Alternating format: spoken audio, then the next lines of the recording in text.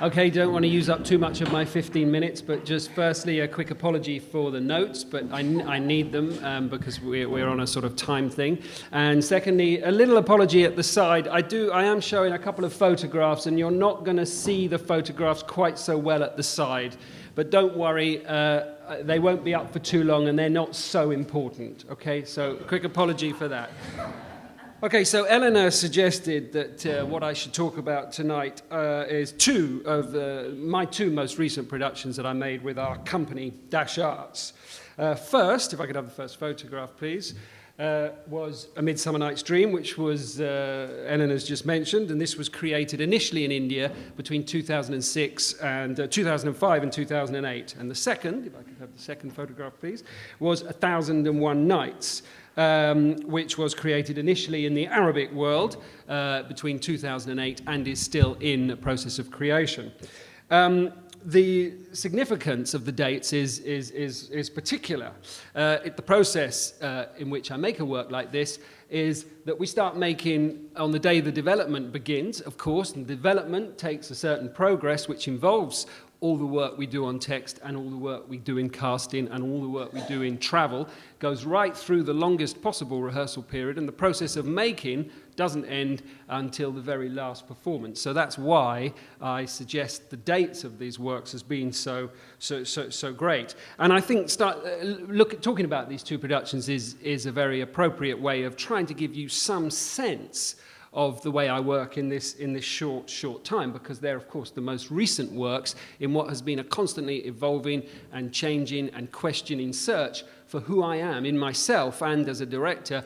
And only if I find who I am can I really ask people to be who they are and release to audiences some human quality worth thinking about for a few minutes, if not a couple of hours. So at the start of 2005, I began to travel in India. Initially, this was an invitation from the British Council to create a show with Indian artists. I traveled to many of the major centres in India, from Manipur in the northeast to Kerala in the south, including, of course, Mumbai, Delhi, Chennai, Kolkata, but not exclusively, to many other places too. And I had many exceptional moments of illumination on the way, which resulted in some kind of epiphany, which I'll mention later.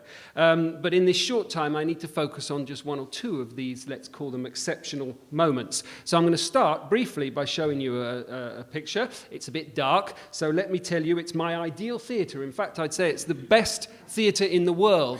Not because it's unique, it isn't, it's very common. It's a clearing in a village. And what you can see there is the fields. And I'm standing at what's the backstage, and I'm looking at the auditorium, and the people are standing at the back of the auditorium. This is a village near Kolkata, a few hours' ride on a bumpy and uncomfortable van. And if you look at the second picture, there you see the actors preparing backstage. I'm just trying to move this up a little bit. Don't want to waste my 15 minutes, but I'm just going to get out there. So this is the actors preparing. That's backstage where I was standing when I took the photo before. Now, these actors are highly skilled, highly trained people who've been working all their life, learning a theatre form that has been passed down from generation to generation, in this case over some hundreds of years, but in some other parts of India over some thousands of years. They're all people, of course, who do other jobs, in this case mostly work on the land. Next slide, please.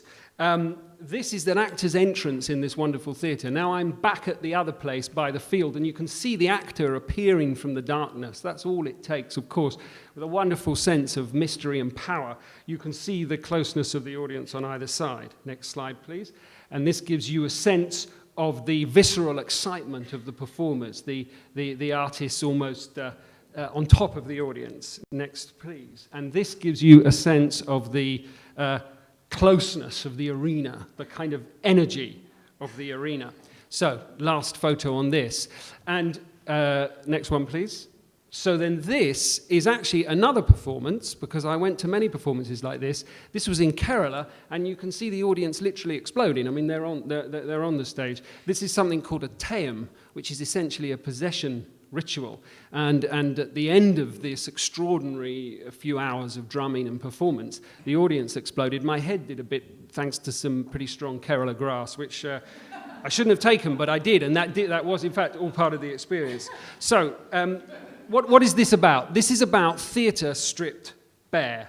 This is about no buildings, no structures, no professions, no artifice. And I was privileged to grow up and learn and evolve as a director in the UK with all our tradition and structure. It made me who I am partly. But through that, I always was and I always am searching to break through or to use those constructions of theatre to get back to what's essential.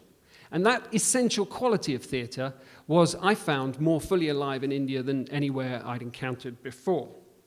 So I travelled across India, seeing work, meeting artists, most importantly, working with artists. And I decided on that journey to create a production of A Midsummer Night's Dream. And more than that, to use in this production the rich variety of performance that I'd come across from all over India, which meant working with artists of different languages, not just different languages of speech. And it wasn't just Hindi, of course, it was 8 languages, our production, and there are 23 official languages in India. But it wasn't just about language of speech, it was about language of performance, and it was about language of life. On that journey of searching for the right performers to work with, we were also searching for a place to work. So this is the second thing I'm just going to land on, is our rehearsal space. And again, I think we found my ideal rehearsal space, the best in the world. Again, not because it's unique, it isn't.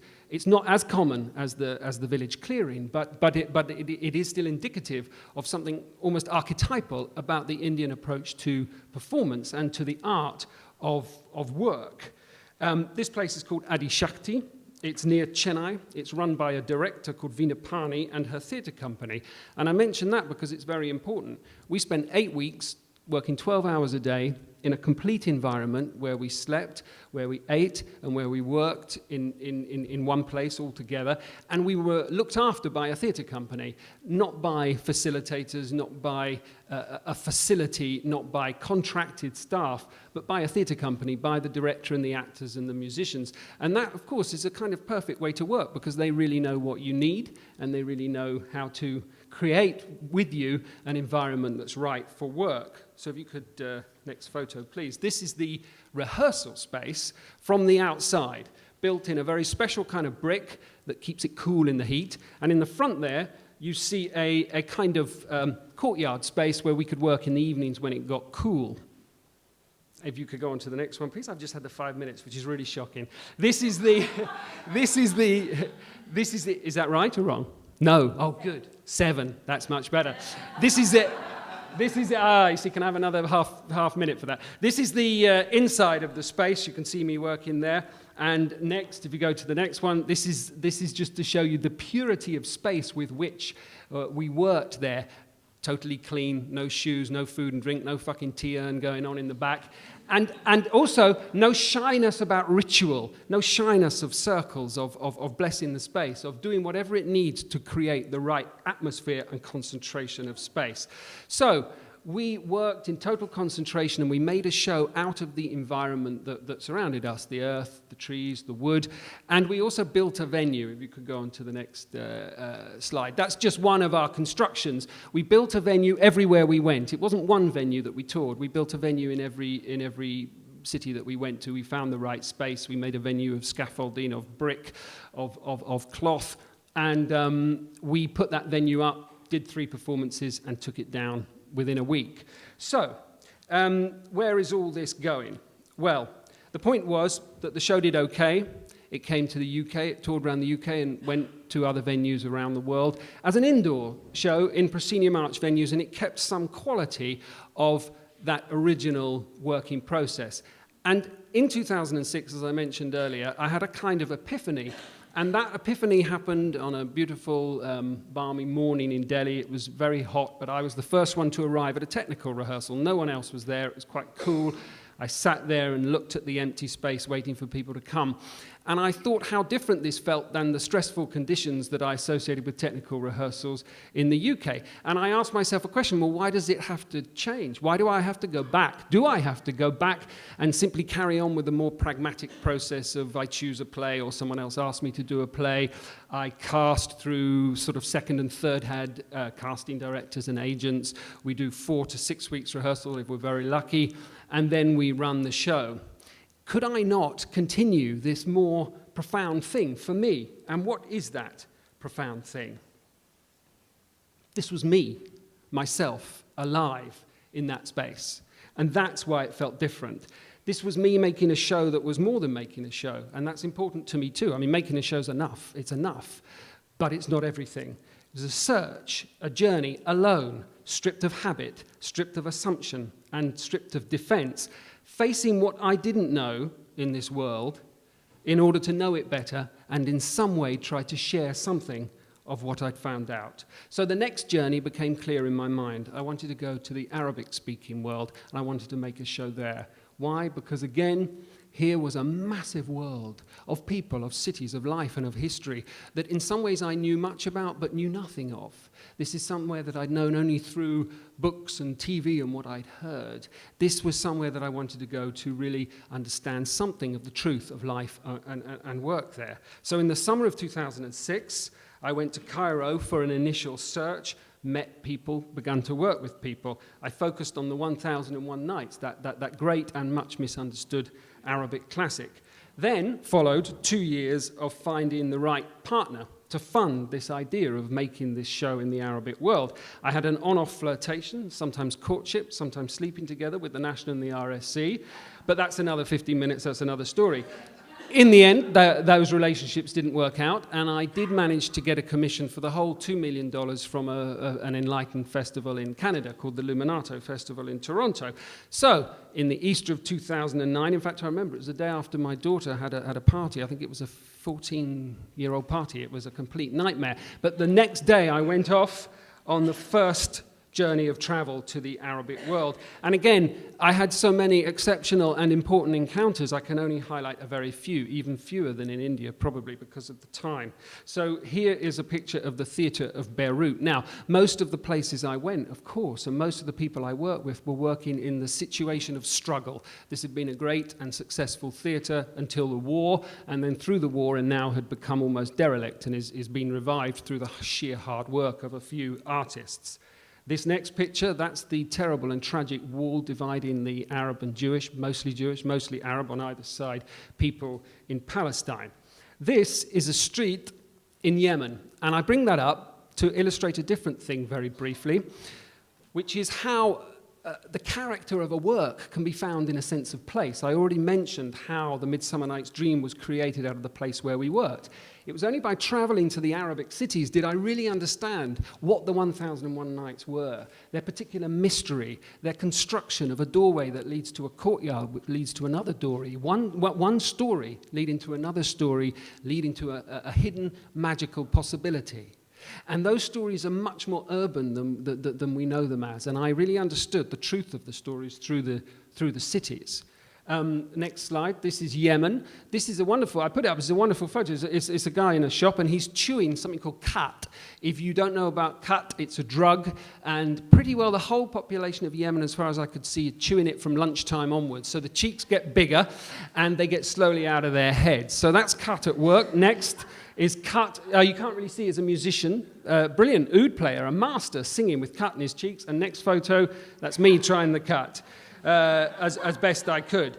So the next photo is I have, just for a sort of tragic irony, Assad there, I believe, in Syria.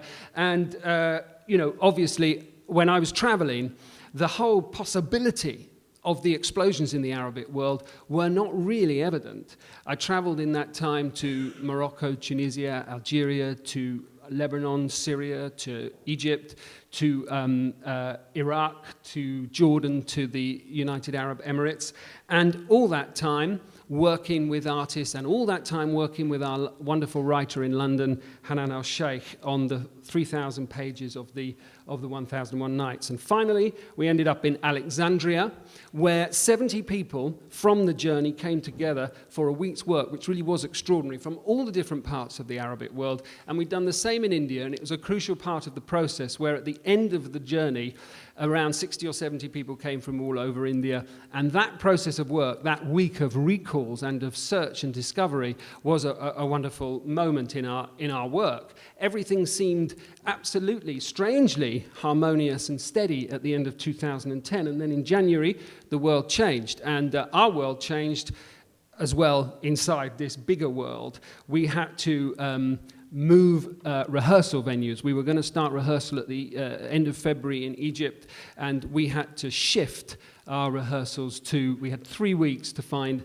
a new space for our huge operation in Morocco, which we did thanks to our very skilled producer, Roy Luxford. Next photo, please. He found us an extraordinary old palais on the edge of the Medina in a city called Fez in Morocco, which is a medieval city, and we set up shop in that place. And while the world went through its turbulent events, nothing in our work was easy from that point on. We had artists from all over, working in very different ways, again in different languages, classical Arabic, regional Arabic, and French, and together, sometimes it was a much harder and tougher experience than the India experience had been. And all through that process, we struggled with people's lives changing and the struggles that were going on at home. We had people who had to leave, we had other people we couldn't get in, but finally we made it work. It was supposed to be 6 hours long, it was 8 hours long as we left Morocco. We got to Canada and found an even greater problem, which is trying to marry our long, rough, wild process with the cleaner, tougher process of North American theatre. But in the end, we got the show on. There was lots wrong with it. We were going to put it all right in Chicago before we came to the Edinburgh Festival, and the wisdom of the immigration system in America meant that 9 of our artists couldn't get in. So we had to cancel Chicago. We lost a lot of money. We had no working time, but we did make it to Edinburgh, and the show was just good enough to go through the hoop or over the bar, whatever the metaphor is, and therefore live to keep working. And the show will be coming to London and touring the UK and internationally from later this year. So we're working on with that work, and hopefully it will be going for many, many years, or at least a couple of them. Just to finish, because I know I'm over the time, we are beginning our next journey. We're beginning to look and focus on the great lands of the former Soviet Union, and we're constantly learning lessons, and we're trying to keep at the heart of our work our fundamental project in this process, which is to see and to hear and to work with fresh and clear minds, and to ask that of the people we work with, and to ask that of our audiences too. So, thank you. I'm sorry.